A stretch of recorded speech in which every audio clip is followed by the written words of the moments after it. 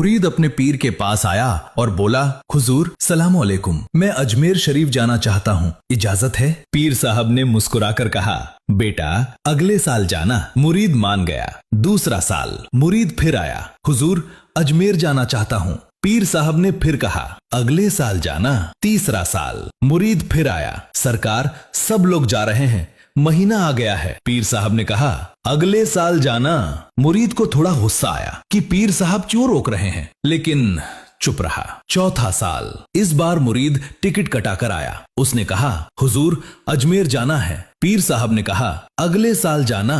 मुरीद ने कहा, हुजूर मूड मत खराब कीजिए, टिकट कटा लिया है, कल जाऊंगा। पीर साहब ने देखा कि मुरीद जिद पर है तो उन्होंने एक शर्त रखी। उन्होंने कहा, ठीक है जाओ, लेकिन कल सुबह फजर की नमाज मेरे पीछे पढ़ना और मुझसे इजाजत लेकर जाना।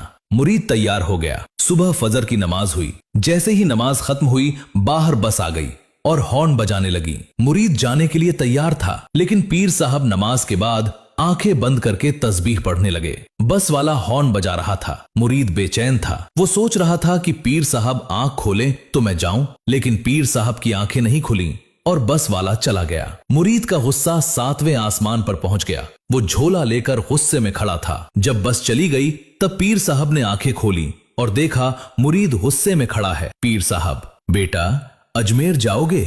मुरीद, हम जाएंगे, आप ही ने तो ना जाने देने के लिए ये सब किया, गाड़ी चली गई। पीर साहब, गुस्सा मत कर, मैं तुम्हें भेजता हूं, अपनी आंखें बंद कर। पीर साहब ने कहा, पहला कदम उठा और आंख बंद रख, दूसरा कदम उठा और आंख बंद रख, तीसरा कदम उठा और अब आंखें खोल दे। जैसे ही मुरीद ने तीसरे कदम पर आंखें खोली तो उसने देखा कि फतेहपुर सीकरी गायब है और सामने ख्वाजा गरीब नवाज का गुंबद नजर आ रहा है। पीर साहब ने उसे एक खत दिया था और कहा था कि अजमेर में एक पेड़ के नीचे एक बुजुर्ग मिलेंगे, उन्हें ये खत दे देना और जवाब लेकर आना। मुरीद ने वहां पहुंचकर वो खत दिया। उन बुजुर्ग ने खत पढ़ा, मुस्कुराए और जवाब लिखकर दे दिया। वापसी में पीर साहब ने उसे 2 कदमों में ही वापस बुला लिया। वापस आकर मुरीद ने हैरानी से पूछा, हुजूर उस खत में आपने क्या लिखा था और उधर से क्या जवाब आया? पीर साहब ने राज खोला। पीर साहब का खत, मैंने ख्वाजा गरीब नवाज को लिखा था कि हुजूर वहां बहुत भीड़ होती है,